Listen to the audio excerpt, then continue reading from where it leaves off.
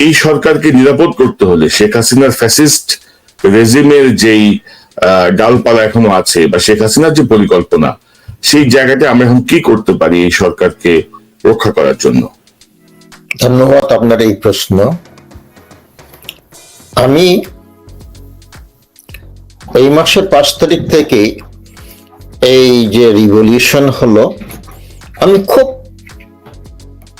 সূক্ষ্মভাবে এটা বিচার করছি, বিশ্লেষণ করছি, দেখছি সোশ্যাল মিডিয়ার বিভিন্ন প্রশ্ন। আপনি সরাসরি যেহেতু জুডিশিয়াল কুর প্রশ্ন উত্থাপন করলেন, আমি সেখানে যাচ্ছি। এইটা একটা সোশ্যাল মিডিয়ার, এই যে বললাম না, এইটা একটা এমন উত্থাপিত এমন একটা জিনিস, একটা টেলিফোন, যেটা একজন বিচারক প্রধান বিচারপতিকে করেছেন, এইটা ইয়ে করে। আমি এই টেলিফোনও আমি এটার সম্ভাব্য সত্যতার ব্যাপারে প্রশ্ন রাখি। কারণ হলো, এই বিচারক প্রধান বিচারপতিকে টেলিফোন করেছেন এই আরেকজন বিচারক, যে আওয়ামী ঘরানার লোক। এরা ইয়ে করেন না, সেখানে আপনি বলে উল্লেখ করেছেন এই বিচারক রহিম। এরা জানে না যে এনায়েতুর রহিম, এরা জানে না যে এনায়েতুর রহিম এবং শাহিন, প্রধান বিচারপতির ডাক নামে বললাম, এরা হলো যেমন টুইন ব্রাদার্স এর মতো। তাদের সম্পর্ক হলো তুই তাই বলে। তারা একে অপরের একেবারে অঙ্গাঅঙ্গি ভাবে জড়িত। এরা দুইজন কোথাও কোথাও যায় না, একজনকে বাদ দিয়ে একজনে কোনো কথা বলে না। আমার কাছেই যখন বিচারপতি আব্দুল ওহাব মিয়াকে আপিল বিভাগে নেওয়ার জন্য তারা আওয়ামী লীগ করে, আব্দুল ওহাব মিয়ার অনেকগুলা ইয়ে ছিল, কিন্তু তারা ডাইরেক্টলি আব্দুল ওহাব মিয়ার জুনিয়র ছিল। তারা দুইজন ছাড়া কোথাও যায় না, তারা তুই তাই বলে কথা বলে। তো এই টেলিফোনটা আমি সন্দেহের চোখে দেখছি। 2 নম্বর জিনিস হলো, এটা যদি সত্য হয়, ফুল কোর্ট মিটিং মানে জুডিশিয়াল কু হতে পারে না। কারণটা হলো, এই 2 দিন আগে এটা হলো প্রধান বিচারপতি, আমি এখানে প্রধান বিচারপতি এবং আপিল বিভাগের বিচারকরা যারা বিগত সরকারের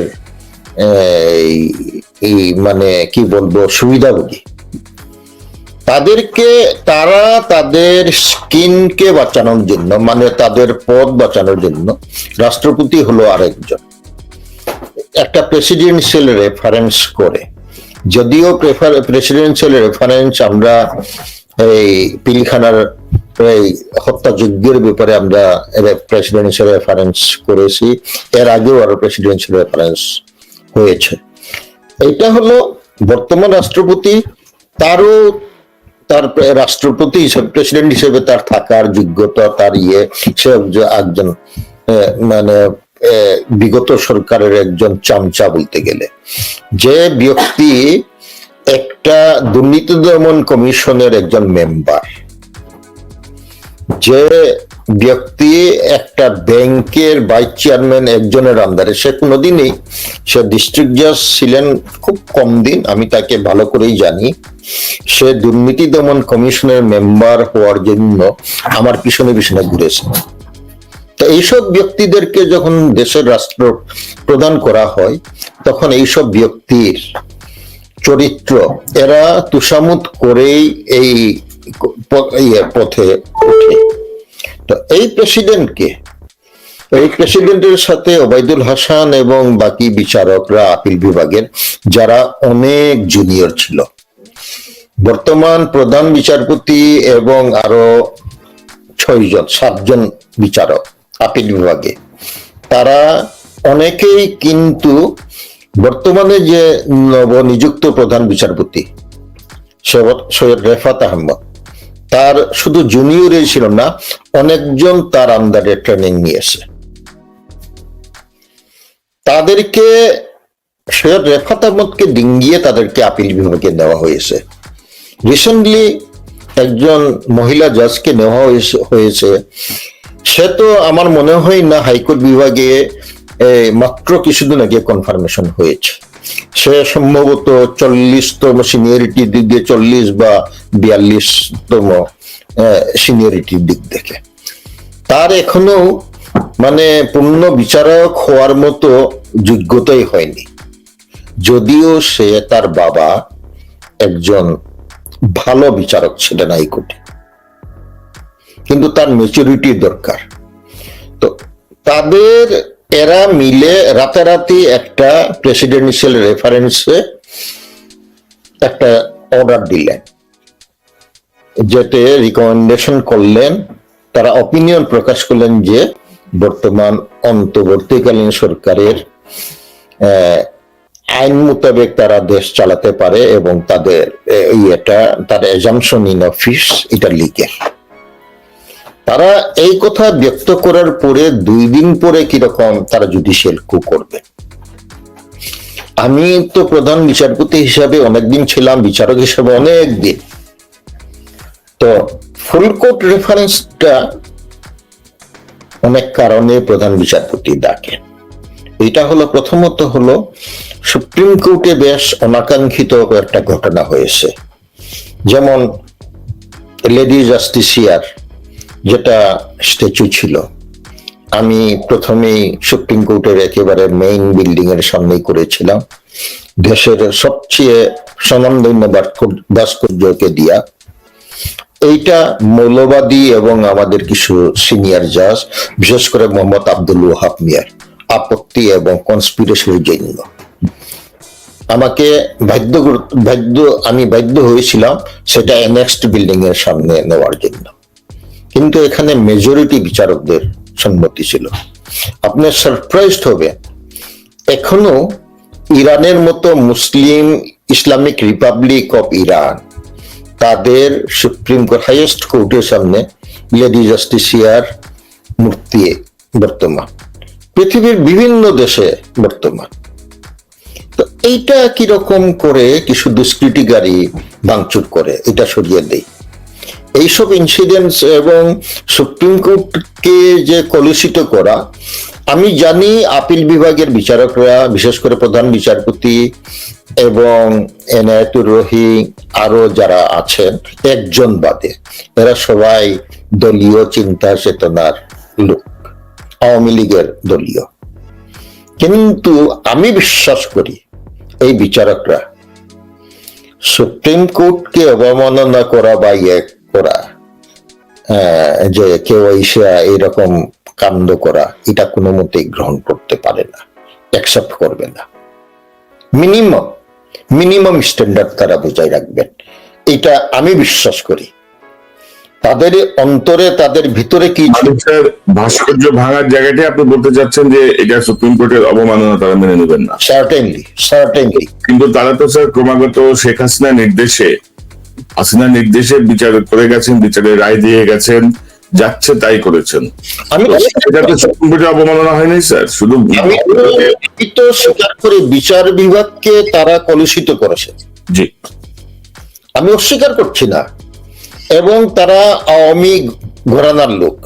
আমি বলছি মিনিমাম তাদের যে বিচার ব্যবস্থার স্বাধীনতার ব্যাপারে সুপ্রিম কোর্টকে ধূলিসাৎ করা, এইটা আবার দলীয় করা, এটার মধ্যে অনেক পার্থক্য আছে। আমি সেটাই বলছি। আমি আপনার বিষয়টা বুঝতে পারছি। আর আমি বলতে চাচ্ছি যে আপনার মূল কাজ যেটা বিচার, ন্যায় বিচার, সেটি না করে আপনি আদিষ্ট হয়ে কাজ করছেন প্রতিটা জায়গায়। আমি সম্পূর্ণ সম্মান কোথায় থাকে? আমি আপনাকে এই ব্যাপারে একটা কথা বলতে চাই। জি স্যার। এরা কিন্তু ভালো বিচারক, তারা চলে গেছেন, করেছেন, বা তারা আওয়ামী লীগের লোক, আওয়ামী লীগ আমাকে হেনস্থা করেছে, এর অর্থ এই নয় যে আমি একেবারে মুখ বন্ধ করে সবগুলা মেনে দেব। আমি কোনোদিনই মিথ্যা কথা বলি না, আমি সত্য কথাই বলি। যেমন এনায়েতুর রহিমের কথা বলছি আমি। জি, তো এখন স্যার তাহলে এটা শেষ করি এনায়েতুর রহিমের কথা, তাহলে জিনিসটা ক্লিয়ার হয়ে যাবে। সে একেবারে আওয়ামী লীগ ঘরানার, এই ব্যাপারে কোনো সন্দেহ নাই। আপনি সুপ্রিম কোর্ট বারের যে কোনো লয়ারকে জিজ্ঞেস করবেন, সে যখন ক্রিমিনাল বেঞ্চে, সে ক্রিমিনাল ল ভালো জানে। সে যখন ছিল, লয়ার্সরা কিন্তু তার কাছে, তার বেঞ্চে যেত, সে রিলিফ দিত।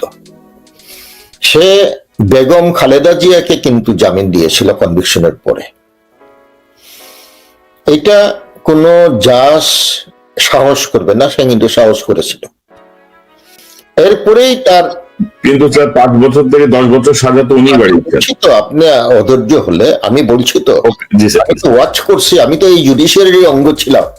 জি বলেন স্যার। সে কিন্তু সাহস করেছিল, সে জামিন দিয়েছে। আমি সেটা 5 বছর থেকে 10 বছর, সেই জায়গায় আমি সমালোচনা করছি। ব্যক্তি তাকে প্রথমত আমি বললে ওবায়দুল হাসান বা এনায়েতুর রহিম, তাদেরকে আপিলের ডিভিশনে নেওয়া অথবা ওবায়দুল হাসানকে প্রধান বিচারপতি নেওয়া আমি ঘোর বিরোধী।